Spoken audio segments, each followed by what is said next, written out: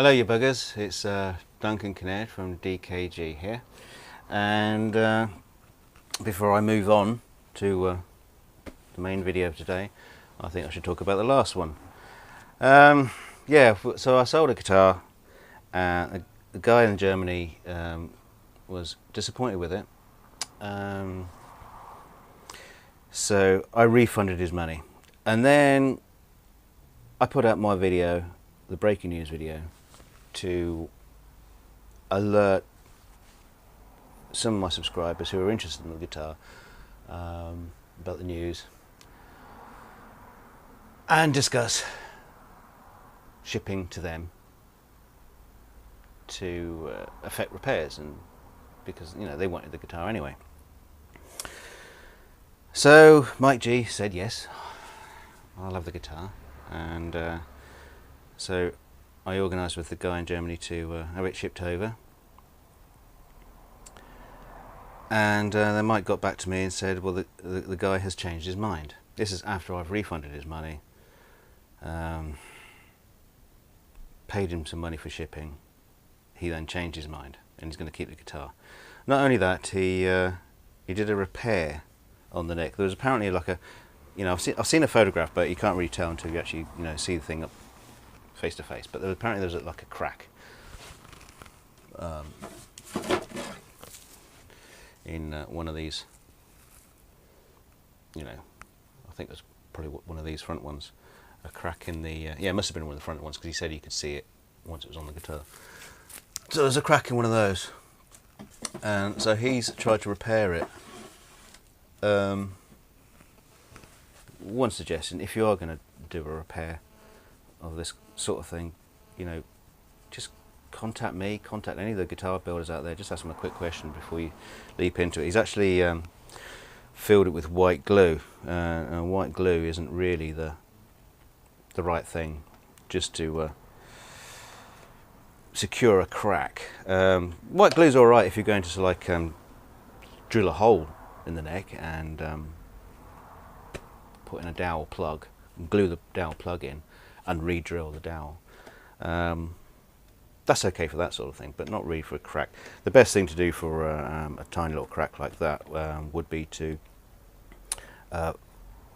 flood the hole around the area, around the crack and the crack itself, with super glue to get a really nice, super hard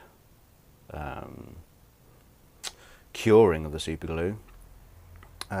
Dust in baking powder, and there's lots of videos showing you how to use super glue and baking powder. I use it a lot. It's like you could build flipping bridges out of the stuff. But yeah, so that's how it should have been done. And unfortunately, now the white glue's gone in there, that's going to bond with the fibres in the crack, so you won't get that. You can't go in with the super glue now, because it will be gluing to the PVA as opposed to the wood. But hey ho. So anyway, so I don't want to get into a personal scrap, but the guy who I sold the guitar to via email and messages has been quite accusational about my practices.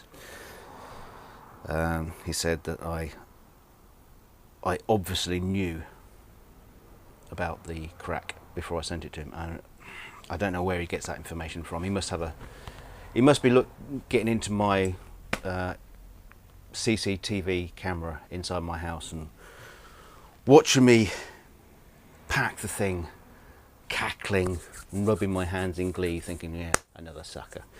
I don't do that, for God's sake. It was a genuine error, and an error which I promptly tried to sort out. It's called me a diva for putting out the breaking news video. Well, like I said, that was for communication purposes, and it's news. It's news that there was a cock-up. Cock-ups do happen.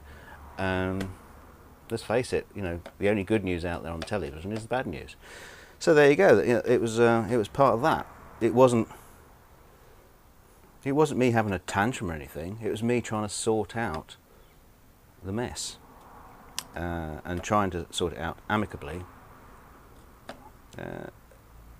and basically try and make as many people happy as I can. Yeah. So there was something else. There was something else. But yeah, okay. A few questions about DKG business model.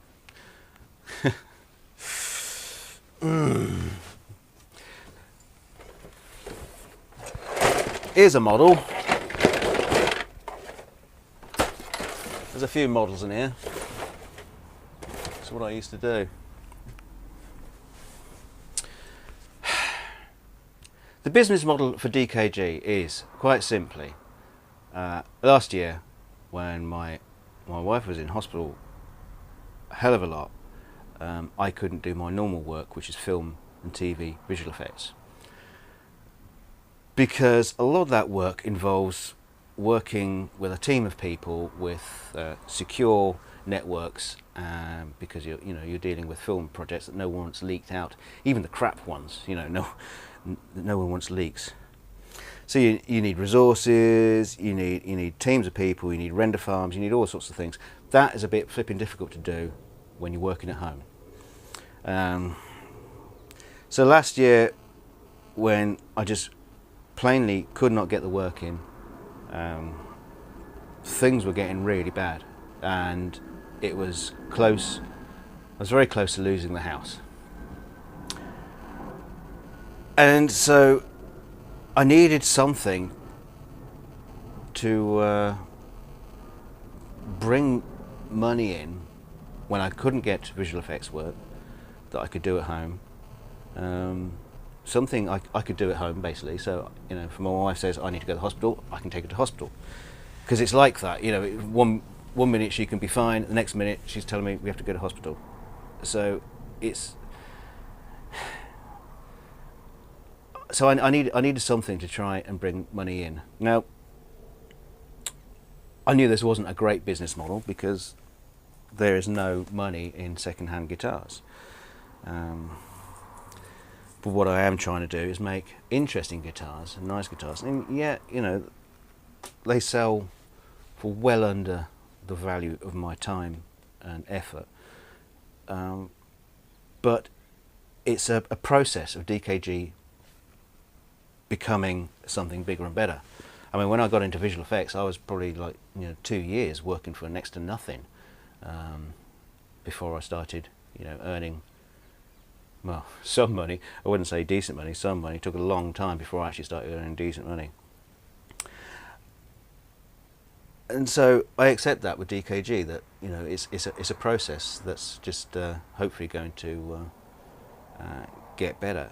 And as far as guitars are concerned, I think probably one of the hardest parts of guitars is actually getting the finish just right. It's like 5% of the build, the actual finish, but it's cock it up, and it's a waste of time. So I realised that refinishing old guitars and making them playable, working on them, setting them up, all this sort of things is groundwork to me building guitars, which I will do, even if it's semi-part built. You could buy necks from Warmouth as opposed to second-hand necks, unless it comes off an absolutely fabulous guitar. And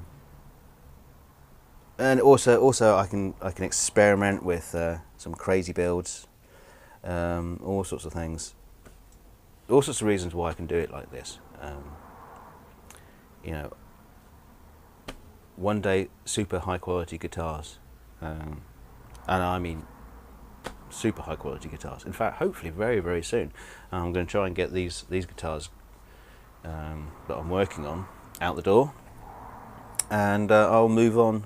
Hopefully, each one will be getting better and better and better. It's the only way to do it.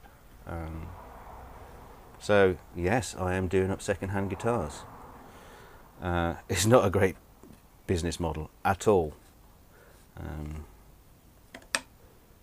and unfortunately, you know, because of the nature of that, there might be a few bumps along the way, like the one with the neck, which I just missed. It was not a deliberate attempt to fleece somebody. So there you go. DKG guitar shenanigans and business model, or lack of. Right, let's get on. Right, now I showed you this in the did I? Yeah, the breaking news. I think I showed you this. So this is going to be some pickup covers, like a veneer over the top of the pickups. Very, very tricky thing to do because the pickup covers are not removable. Probably because something to do with potting. They just won't budge. I think they're heavily potted, and quite frankly, I do not want to force that. So I've got to fit these to those pickups. First thing I want to do is round off this flat piece of veneer, and to do that I want to make a sanding block. And basically it's I've done some calculations, the width of this and the depth, and worked out to get a nice curve on there. I need something like a 6-inch radius sanding block. Now you can get 12-inch radius blocks. Why don't I cut one in half? So a 6-inch radius block is around about the size of a circular saw blade. Right, so what we have here is a sacrificial wooden plank, piece of wood, on top of the circular saw, the table saw,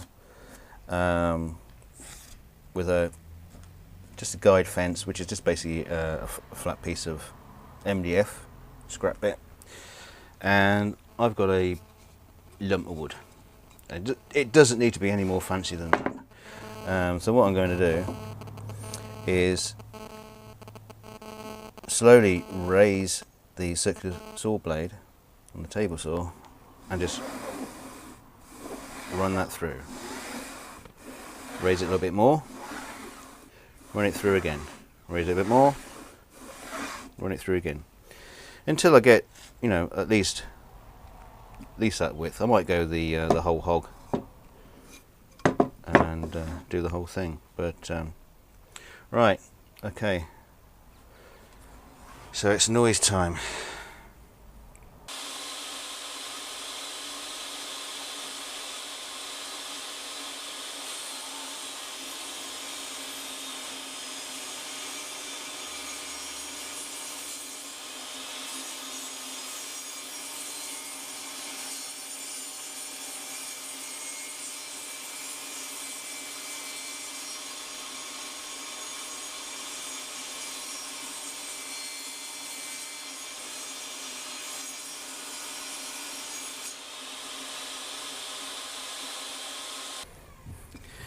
Well, that's pretty good, because the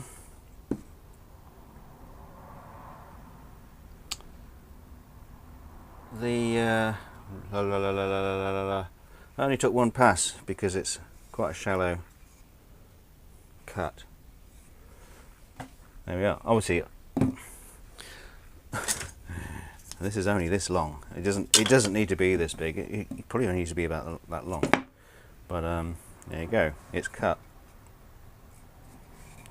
If anybody wants one, I'll put it up on eBay. seeing as after the guy leaves his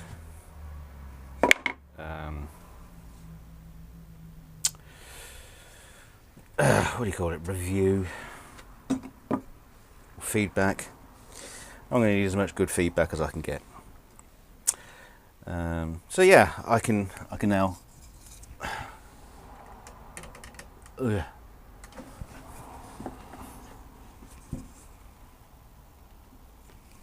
so now I can just cut this, double side some sanding tape to it, and we can start sanding that. Okay, we'll do that next. Okay, so those who might be interested, because I know you're not, this is the Metabo TS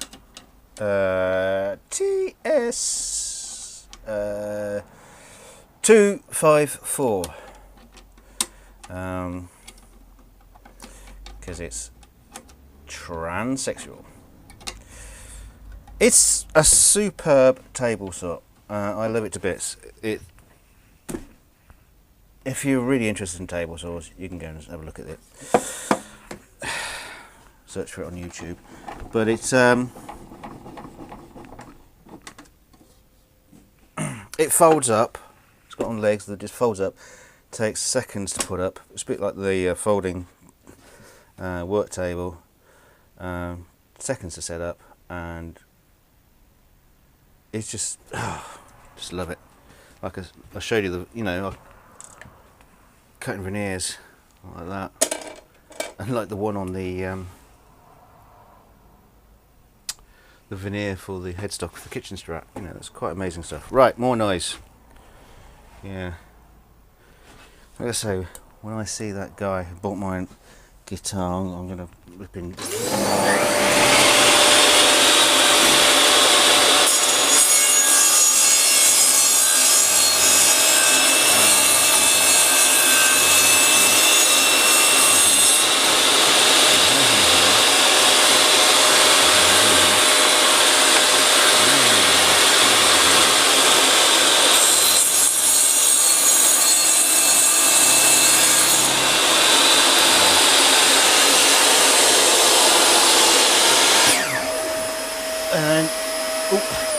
And then use his entrails to fly kites. Right, okay, so there we go. We've got a nice length now for now. I know all the ladies will have said it was much nicer before, but I like it small. Right, let's get some double-sided on. At last I hear you cry. When are we going to see you doing some sanding, Duncan? We never see any sanding. I bet you don't bloody sand anything. So here we are with my little sandy block with our 12-inch, 6-inch radius curve. And I didn't need to show you double-siding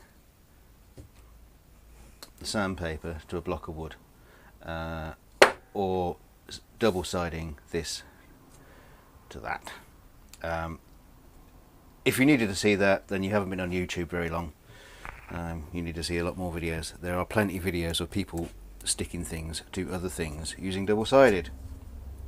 If you don't know how double-sided works, look it up, for crying out loud. Yeah, so whoa, this could be exciting. So here we go, start sanding. So another thing, I don't want to sound like I'm, you know, going on about it, but you know, when you get accused of shit, you kind of want to vindicate yourself. Unfortunately, I've got a channel to do that on. It's not like I talk about all my customers, but the guy said I was shutting down DKG because of him. Typical film editor, full of self-importance. I was not going to be shutting down DKG because of him. It's definitely been a bad day. bad couple of days, and you know, with all the other bad news going on, you know, I just felt like, I mean, I wasn't going to shut down DKG completely and stop building guitars. I think I've already said that, but I was just going to keep it, you know, less public.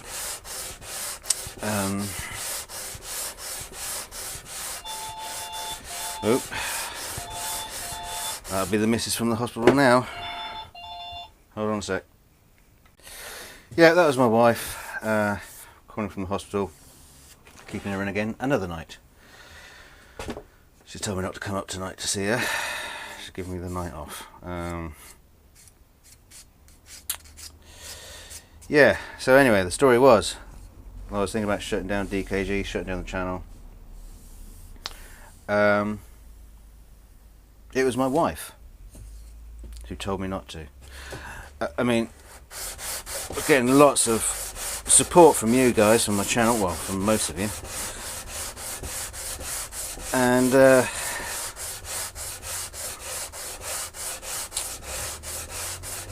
my wife understands why I'm doing this, because well, she's in it for the long haul. All the crap that she's going to be going through.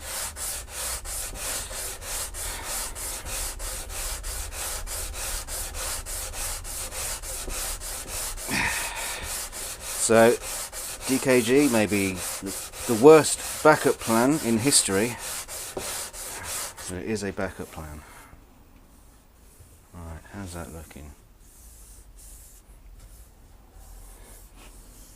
Now this wood is actually, we had some teak outdoor furniture, one of them was broke, and this was just basically some of the slats that you know, on the back or on the seat itself. So it's a teak, and it's got a really luxurious finish, and I am very, very tempted to make a fretboard out of this. Now I don't know if it's been pressure treated with teak oil. I mean, it will have been pressure treated in some way, I guess, because it's an outdoor piece of furniture, and it wasn't a crappy one, it was a quality one, even though it fell to pieces. So maybe that's just so full of oil. It's just, yeah, it's just gorgeous. I wish you could rub your hand up and down this video.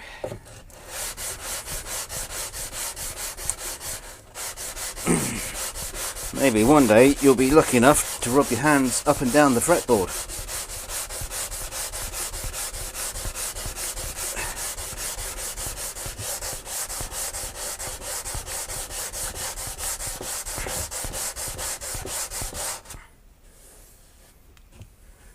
Right. I don't have to go too crazy bonkers because that's going to get burnt. Let's hope I can get this off without busting it. I'm just going to blow the dust off. I should have got the Hoover, but I just want to blow the dust off just in case I just want to re-stick it. Which, I don't know, can you see that finish? Oh, well, you probably could if you see if it wasn't wobbling around all over the place, but that's just gorgeous. And well, I could show you the profile, but you're not really going to see a lot there. So yeah, that's okay. I just need to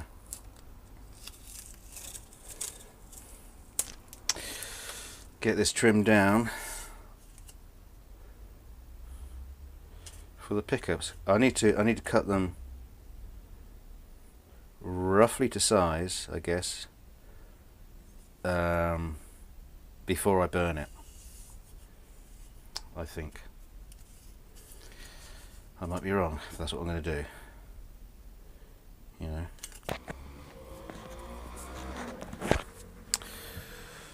Right, so I want to mark this up with the pickups. Now, one thing you could do is glue, just roughly cut the shape out and glue them on to the pickups, and then go around with a bearing router to cut them down. Now, there's two reasons I'm not going to do that. Because these have already got a curved shape in them, so that will tend to rock on the router bed unless I took one of my offcuts of this block and cut that down for something to rest in. But the other reason is because I don't want the vibration of the router to create any damage or issue to the pickup. So I'm just going to have to cut them out by hand. Okay, so this is the moment you've all been waiting for. I have some gas, propane gas, and okay, so while the GoPro is charging, I've cut these covers out and shaped them up. Tiny little overhang on them. Tiny, I mean like 1/2 mil, because I know that this burning process will just eat into the edges a little bit. I will try not to set my GoPro on fire.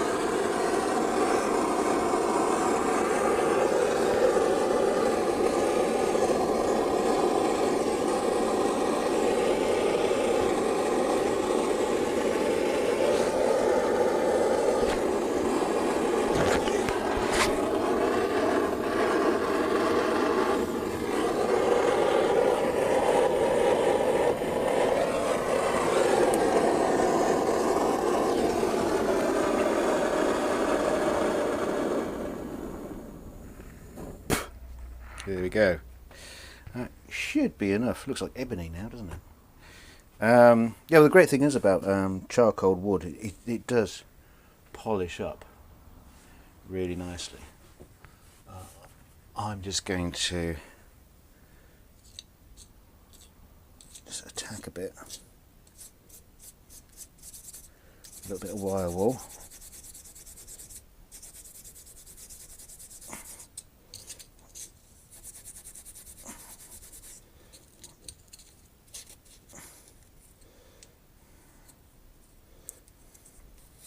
Didn't burn these edges very well.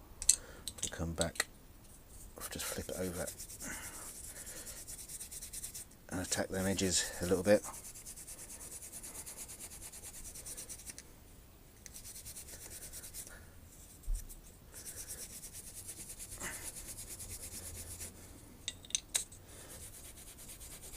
Now, the more aggressively I attack this, the more I'll get through to the wood, obviously.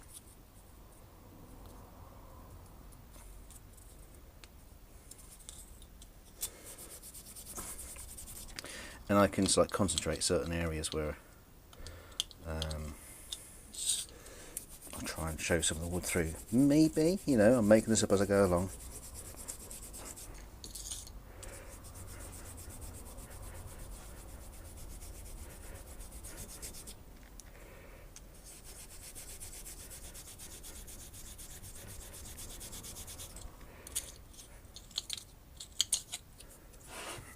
Right, how's that looking?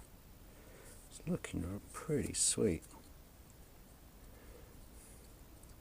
Like I say, I do need to attack these edges a bit.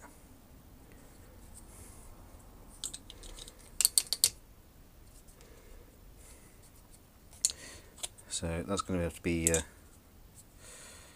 handheld. Try not to burn myself.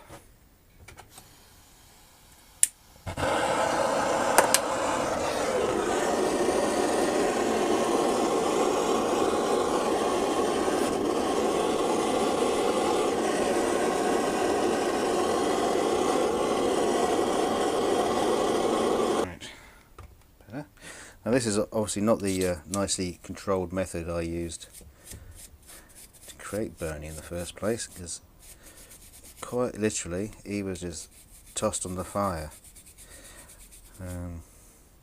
The reason for that was because I bought it, the guitar second hand, like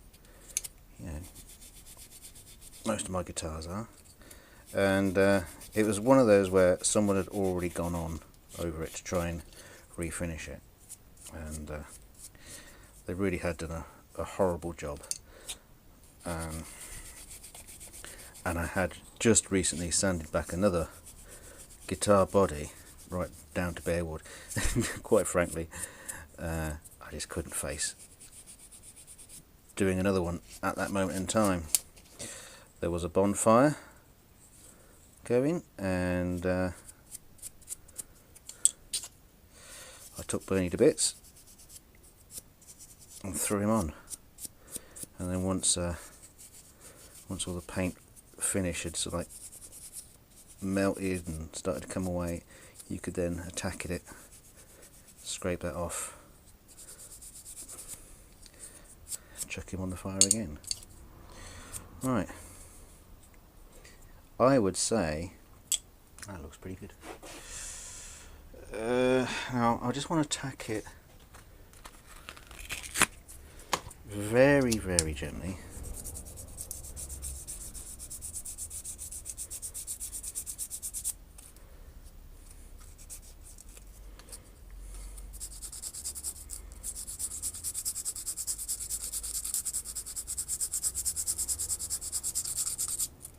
Just to see what happens.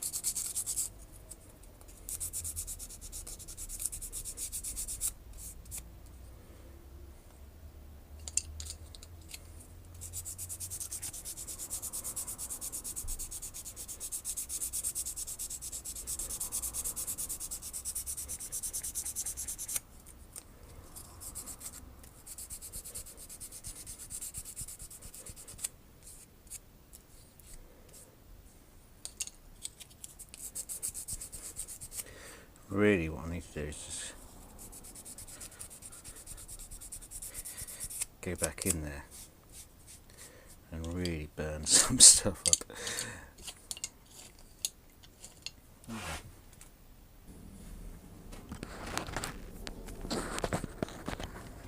So what are they going to look like when they go into the pick guard? Obviously they're still a little bit dull yet. I need to get a bit more finish in there, obviously. Shine them up. Some nice little pseudo active pickups made out of wood. Obviously they're not active pickups, it's just covers. But there you go.